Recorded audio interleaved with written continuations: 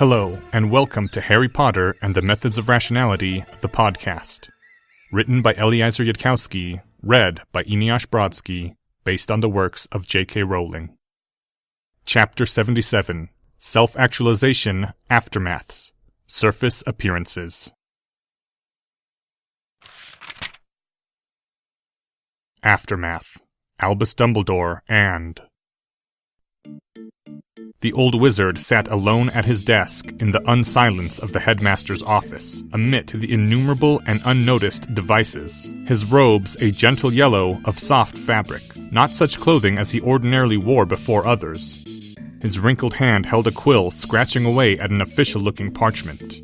If you had somehow been there to watch his lined face, you would have been unable to deduce anything more about the man himself than you understood of the enigmatic devices. You might have observed that the face looked a little sad, a little tired. But then, Albus Dumbledore always looked like that when he was alone. In the flue hearth there were only scattered ashes without a hint of flame, a magical door that had been shut so solidly as to stop existing. On the material plane, the great oaken door to the office had been closed and locked. Beyond that door, the endless stairs stayed motionless. At the bottom of those stairs, the gargoyles that blocked the entrance did not flow, their pseudo-life withdrawn to leave solid rock. Then, even as the quill was in the middle of penning a word, even as it was in the middle of scratching a letter, the old wizard shot to his feet with a speed that would have shocked anyone watching, abandoning the quill in mid-letter to fall onto the parchment. Like lightning, he spun on the oaken door, his yellow robes whirling around him and a wand of dread power leaping into his hand. And as abruptly, the old wizard paused, halting his motion even as the wand came to bear. A hand struck upon the oaken door, 3 times knocking. More slowly, now, that grim wand went back into the dueling holster strapped beneath the wizard's sleeve. The ancient man moved forward a few paces, drew himself up into a more formal stance, composed his face. Nearby upon the desk, the quill moved to the side of the parchment, as though it had been carefully placed there rather than dropped in haste, and the parchment itself flipped over to show blankness. With a silent twitch of his will, the oaken door swung open. Hard as stones, the green eyes glared at him. I admit that I am impressed, Harry. The cloak of invisibility would have let you evade my lesser means of vision. But I did not sense my golem step aside, nor the stairs turning. How did you come here? The boy walked into the office, step by deliberate step, until the door closed smoothly behind him. I can go anywhere I choose, with or without permission. His voice seemed calm, too calm, perhaps. I am in your office because I decided to be here, and to hell with passwords. You are greatly mistaken, Headmaster Dumbledore, if you think that I stay in this school because I am a prisoner here. I simply have not chosen, yet, to leave. Now, keeping that in mind, why did you command your agent, Professor Snape, to break the agreement we made in this office, that he would not torment any student in her 4th year or below? The old wizard looked at the angry young hero for a long moment. Then, slowly enough not to alarm the boy, those wizened fingers drew open one of the manifold drawers of the desk, lifted out a sheet of parchment, laid it upon the desk. 14.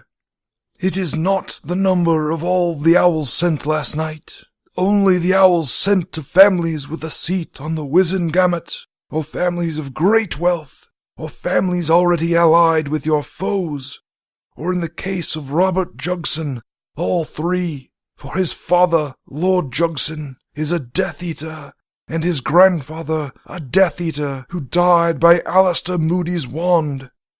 What the letters say, I do not know, but I can guess. Do you still not understand, Harry Potter? Each time Hermione Granger won, as you put it, the danger to her from Slytherin grew again, and yet again. But now the Slytherins have triumphed over her, easily and safely, without violence or lasting harm. They have won, and need fight no more. So I had planned. So I had hoped. So it would have been, if the defense professor had not taken it upon himself to intervene. Now the dispute goes to the Board of Governors, where Severus will seem to conquer the defense professor. But that will not feel the same to the Slytherins. It will not have been over and finished in a moment to their satisfaction. The boy advanced further into the room, his head tilting back further to look up at the half-moon glasses. And somehow it was like the boy was looking down at the headmaster rather than up. So this Lord Jugson is a Death Eater? Good! His life is already bought and paid for then, and I can do anything I want to him without ethical problems. Harry! The boy's voice was clear as ice, frozen of purest water from some untouched spring. You seem to think that the light should live in fear of the darkness. I say it should be the other way around. I'd prefer not to kill this Lord Jugson, even if he is a Death Eater. But 1 hour of brainstorming with a defense professor would be plenty of time to come up with some creative way to wreck him financially, or get him exiled from magical Britain. That would serve to make the point, I think.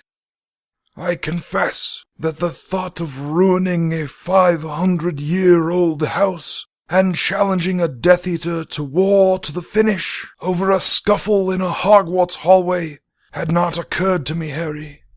The old wizard lifted a finger to push back his half-moon glasses from where they had slid a little down his nose during his sudden motion earlier. I dare say it would not occur to Miss Granger either, nor to Professor McGonagall, nor to Fred and George. The boy shrugged. It wouldn't be about the hallways. It would be justice for his past crimes, and I'd only do it if Jugson made the first move. The point isn't to make people scared of me as a wild card, after all. It's to teach them that neutrals are perfectly safe from me, and poking me with a stick is incredibly dangerous. The boy smiled in a way that didn't reach his eyes. Maybe I'll buy an ad in the Daily Prophet, saying that anyone who wants to carry on this dispute with me will learn the true meaning of chaos, but anyone who leaves me alone will be fine. No, the old wizard said. His voice was deeper now, showing something of his true age and power. No, Harry, that must not be. You have not yet learned the meaning of fighting, what truly happens when foes meet in battle. And so you dream, as young boys do, of teaching your foes to fear you. It frightens me that you, at far too young an age, might already have enough power to make some part of your dreams into reality. There is no turning of that road which does not lead into darkness, Harry. None. That is the way of a Dark Lord for certain. The boy hesitated then, and his eyes flickered to the empty golden platform where Fawkes sometimes rested his wings. It was a gesture that few would have caught, but the old wizard knew it very well. All right, forget the part about teaching them to fear me. The boy's voice was no less hard, but some of the cold had gone from it. I still don't think you should let children get hurt out of fear of what someone like Lord Jugson might do. Protecting them is the whole point of your job. If Lord Jugson really does try to get in your way, then do whatever it takes to stop him. Give me full access to my vaults, and I'll take personal responsibility for dealing with any fallout from banning bullies in Hogwarts, whether it's Lord Jugson or anyone else. Slowly, the old wizard shook his head. You seem to think, Harry, that I need merely use my full power, and all foes will be swept aside. You are wrong. Lucius Malfoy controls Minister Fudge. Through the Daily Prophet, he sways all Britain.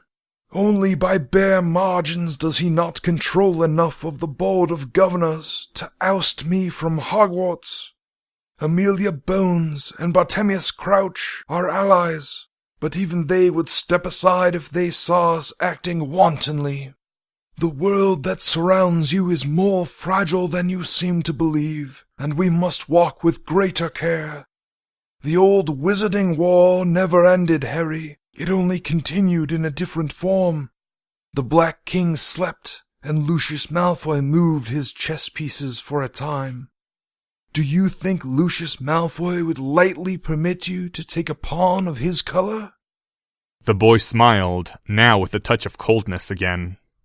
Okay, I'll figure out some way to set it up so it looks like Lord Jugson betrayed his own side. Harry. Obstacles mean you get creative, Headmaster. It doesn't mean you abandon the children you're supposed to protect. Let the light win, and if trouble comes of it... The boy shrugged. Let light win again. So might phoenixes speak if they had words. But you do not understand the phoenix's price. The last two words were spoken in a peculiarly clear voice that seemed to echo around the office, and then a huge rumbling noise seemed to come from all around them. Between the ancient shield on the wall and the Sorting Hat's hat rack, the stone of the walls began to flow and move, pouring itself into two framing columns and revealing a gap between them, an opening that showed a set of stone stairs leading upward into darkness. The old wizard turned and strode toward those stairs, then looked back at where Harry Potter stood. Come, said the old wizard. There was no twinkle now in those blue eyes. Since you have already gone so far as to force your way here uninvited, you may as well go further.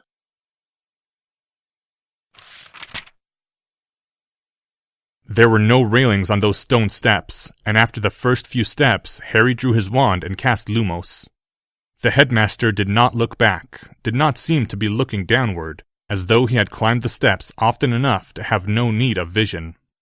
The boy knew that he should have been curious, or frightened, but there was no spare brain capacity for that. It was taking all his control not to let the fury simmering inside him boil over any further than it already had.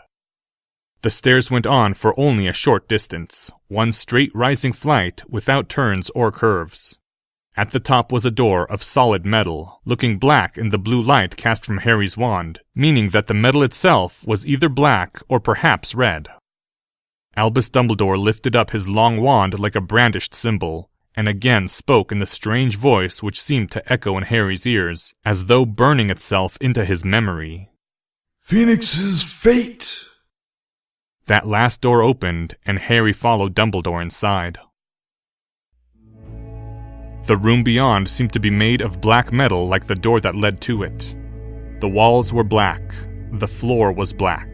The ceiling above was black, but for a single globe of crystal that hung down from the ceiling on a white chain, and shone with a brilliant silver light that looked like it had been cast in imitation of Patronus light, though you could tell it wasn't the real thing. Within the room were pedestals of black metal, each bearing a moving picture or an upright cylinder half filled with some faintly shining silver liquid, or a lone small object, a scorched silver necklace, a crushed hat, an untouched golden wedding ring. Many pedestals bore all three, the moving picture and the silver liquid and the item. There seemed to be a good many wizards' wands upon those pedestals, and many of those wands were broken or burned or looked like the wood had somehow melted. It took that long for Harry to realize what he was seeing, and then his throat suddenly choked. It was like the rage inside him had been hit a hammer blow, maybe the hardest hammer blow of his entire existence. These are not all the fallen of all my wars, Albus Dumbledore said. His back was to Harry, only his gray locks and yellowish robes showed. Not even nearly all of them. Only my closest friends, and those who died of my worst decisions. There is something of them here. Those I regret most of all. This is their place. Harry couldn't count how many pedestals were in the room. It might have been around 100. The room of black metal was not small, and there was clearly more space left in it for future pedestals. Albus Dumbledore turned and regarded Harry, the deep blue eyes set like steel in his brow, but his voice, when he spoke, was calm. It seems to me that you know nothing of the Phoenix's price. It seems to me that you are not an evil person, but most terribly ignorant, and confident in your ignorance, as I once was, a long time ago. Yet, I have never heard Fawkes so clearly as you seemed to that day. Perhaps I was already too old and full of grief when my phoenix came to me. If there is something I do not understand about how ready I should be to fight, then tell me of this wisdom." There was no anger in the old wizard's voice. The impact that drove out your breath like falling off a broomstick was all in the scorched and shattered wands, gleaming gently in their death beneath the silver light. "Or else turn and go from this place, but then I wish to hear no more of it." Harry didn't know what to say. There had been nothing in his own life that was like this, and all the words seemed to fall away. He would find something to say if he looked, but he couldn't believe, in that moment, that the words would be meaningful. You shouldn't be able to win any possible argument just from people having died of your decisions. And yet, even knowing that, it felt like there was nothing to be said. That there was nothing Harry had any right to say. And Harry almost did turn and go from that place, except for the understanding which came to him then. That there was probably a part of Albus Dumbledore which always stood in this place. Always, no matter where he was. And if you stood in a place like this, you could do anything, lose anything, if it meant that you didn't have to fight another time. One of the pedestals caught Harry's eye. The photograph on it did not move, did not smile or wave. It was a Muggle photograph of a woman looking seriously at the camera, her brown hair twisted into braids of an ordinary Muggle style that Harry hadn't seen on any witch. There was a cylinder of silvery liquid beside the photograph, but no object, no melted ring or broken wand.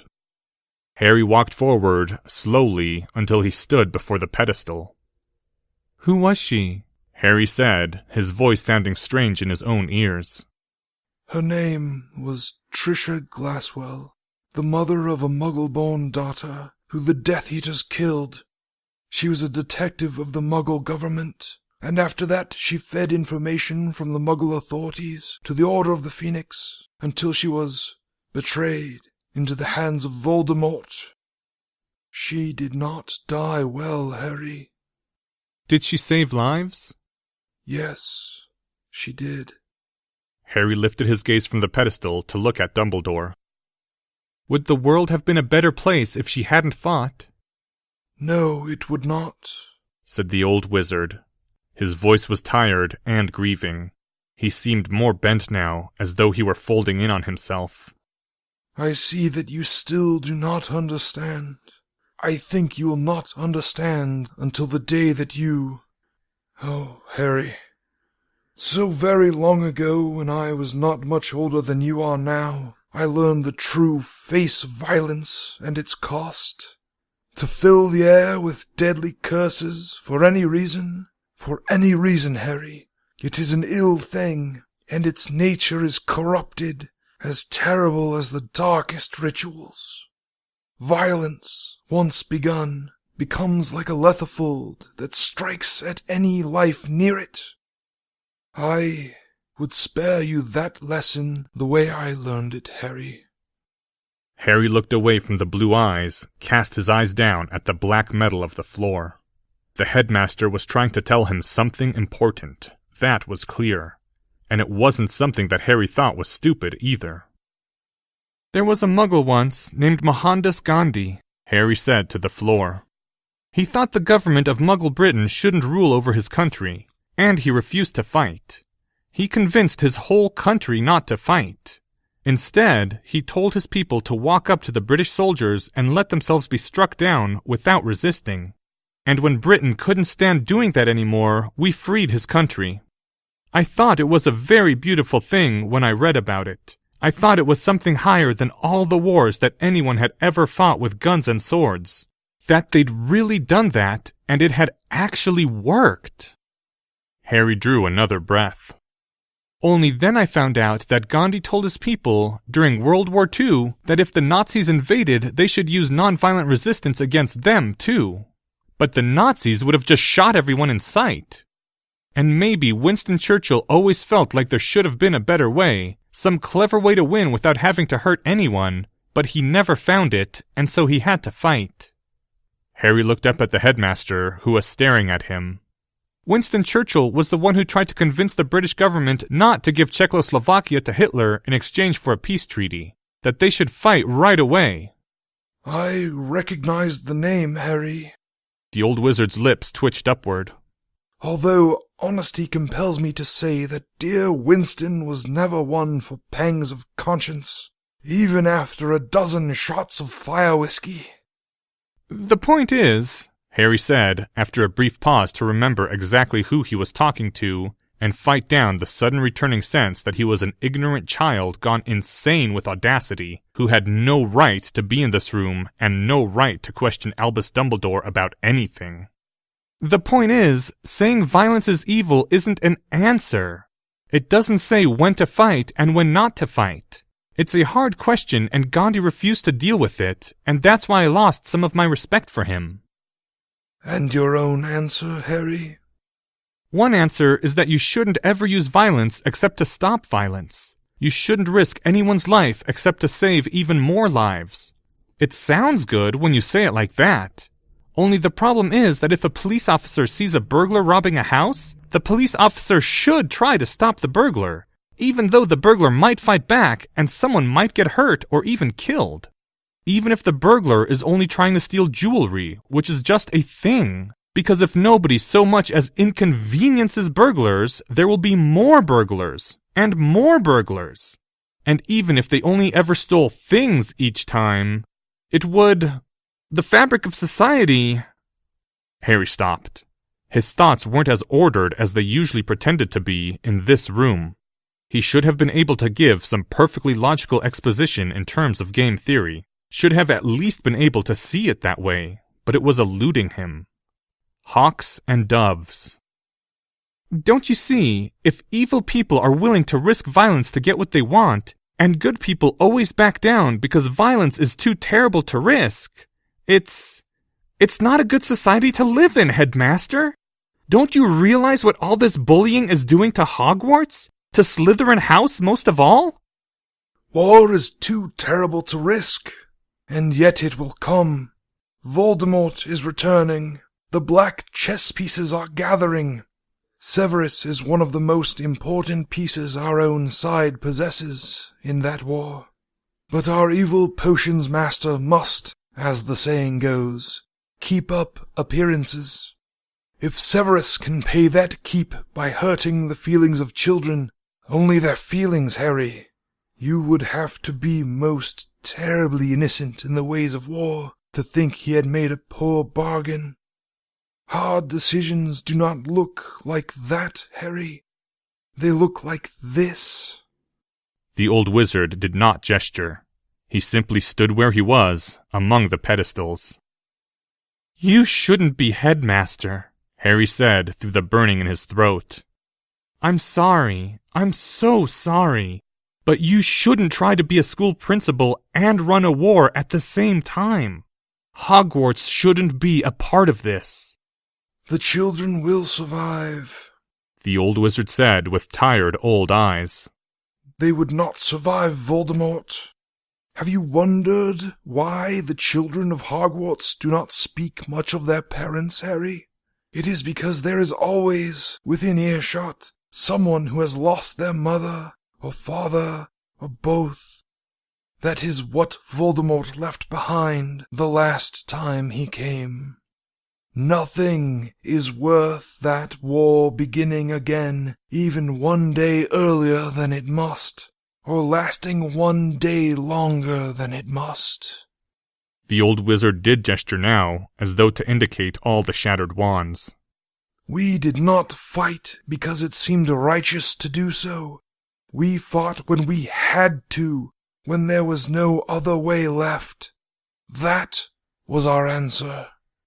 Is that why you waited so long to confront Grindelwald?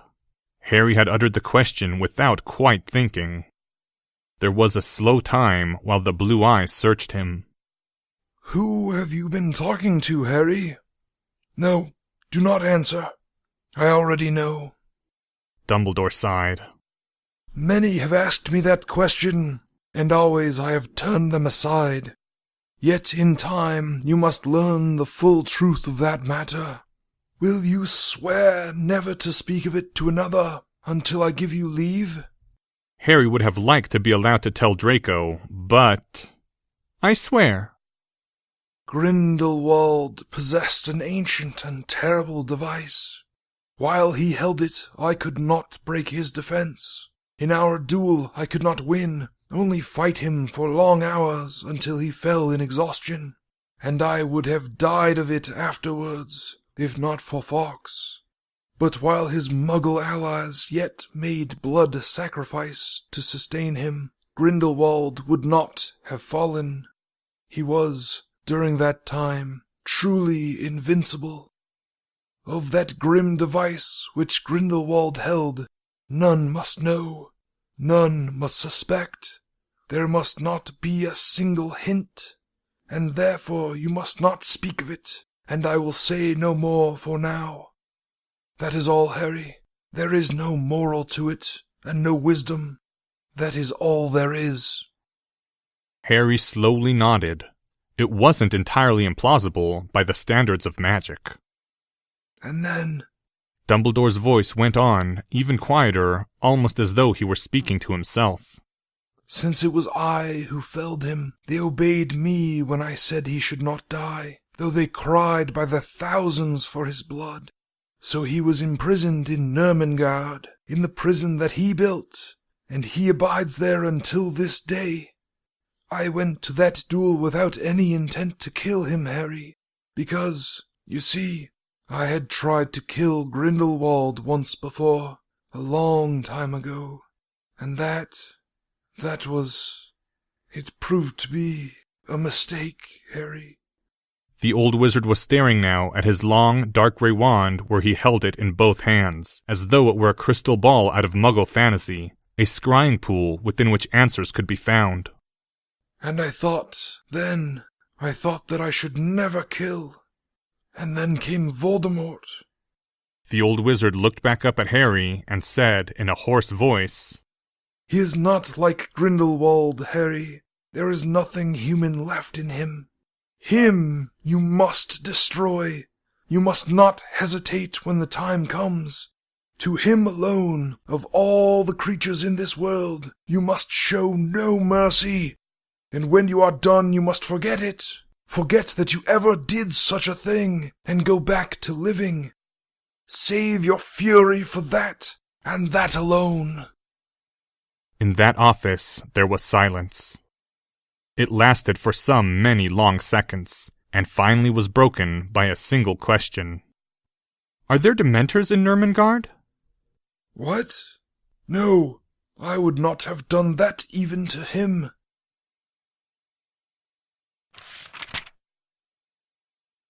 The old wizard stared at the young boy, who had straightened, and his face changed.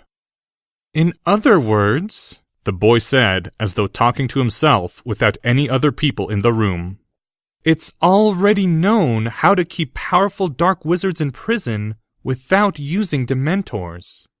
People know they know that." "Harry." "No." The boy looked up, and his eyes were blazing like green fire. "I do not accept your answer, Headmaster. Fawkes gave me a mission, and I know now why Fawkes gave that mission to me, and not to you. You are willing to accept balances of power where the bad guys end up winning. I am not." "That too is not an answer," the old wizard said, his face showing nothing of his hurt. He had long practice in concealing pain. "Refusing to accept something does not change it. I wonder now if you are simply too young to understand this matter, Harry, despite your outward airs. Only in children's fantasies can all battles be won, and not a single evil tolerated." "And that's why I can destroy Dementors and you can't, because I believe that the darkness can be broken." The old wizard's breath stopped in his throat. "The Phoenix's price isn't inevitable. It's not part of some deep balance built into the universe. It's just the parts of the problem where you haven't figured out yet how to cheat." The old wizard's lips parted, and no words came forth. Silver light falling on shattered wands. Fawkes gave me a mission, and I will carry out that mission if I must break the entire ministry to do it. That's the part of the answer that you're missing. You don't stop and say, "Oh well, guess I can't possibly figure out any way to stop bullying in Hogwarts," and leave it at that. You just keep looking until you figure out how to do it. If that requires breaking Lucius Malfoy's entire conspiracy, fine. And the true fight? The fight against Voldemort? What will you do to win that, Harry? Will you break the whole world? Even if someday you gain such power, you are not yet beyond prices, and perhaps you never will be. For you to act this way now is nothing short of madness. I asked Professor Quirrell why he'd laughed after he awarded Hermione those 100 points. And Professor Quirrell said, these aren't his exact words, but it's pretty much what he said, that he'd found it tremendously amusing that the great and good Albus Dumbledore had been sitting there doing nothing as this poor innocent girl begged for help, while he had been the one to defend her. And he told me then that by the time good and moral people were done tying themselves up in knots, that what they usually did was nothing. Or, if they did act, you could hardly tell them apart from the people called bad. Whereas he could help innocent girls anytime he felt like it, because he wasn't a good person. And I ought to remember that anytime I consider growing up to be good. The old wizard did not show the force of the blow. Only a slight widening of his eyes would have betrayed it, if you had been watching him very closely. Don't worry, Headmaster. I haven't gotten my wires crossed. I know that I'm supposed to learn goodness from Hermione and Fawkes, not from Professor Quirrell and you. Which brings me to the actual reason why I came here. Hermione's time is too valuable to waste in detentions. Professor Snape will revoke it, claiming that I blackmailed him. After a hesitation, the old wizard nodded his head, the silver beard swaying slowly beneath. That would not be best for her, Harry. But the detention can be put down as being served with Professor Binns, and you and she can study together in his classroom. Fine. I think that was all the business we had together in the end. You may expect, the next time you seem to be working on the side of the bad guys or letting them win, that I will do whatever I think Fawkes would tell me to, regardless of how much trouble comes of it. I hope we're both clear on that. Without another word, the boy turned and walked out of the room, through the open door of black metal, the words, "Lumos!" and the light of his wand following a moment later. The old wizard stood there silent amid the ruins of the lives which his own life had left behind. His wrinkled hand rose, shaking, to touch at his half-moon glasses. The boy poked his head back in. "Would you mind switching on the stairs, Headmaster? I'd rather not go through all the work again to leave the same way I came." Go, Harry Potter. The stairs will receive you. Sometime later, an earlier version of Harry, who had invisibly waited next to the gargoyle since 9 p.m., followed the deputy headmistress through the opening that parted for her, stood quietly behind her on the turning stairs until they came to the top, and then, still under the cloak, spun his time-turner thrice.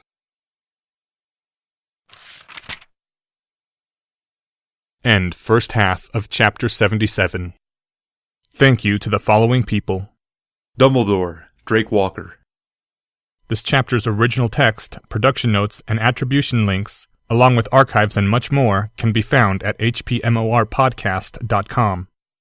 If you would like to learn more about the art of rationality, please visit lesswrong.com, an online community of aspiring rationalists founded by Eliezer Yudkowsky. Some sound effects used are courtesy of the Free Sound Project. The music used is Catch That Goblin by Skaven.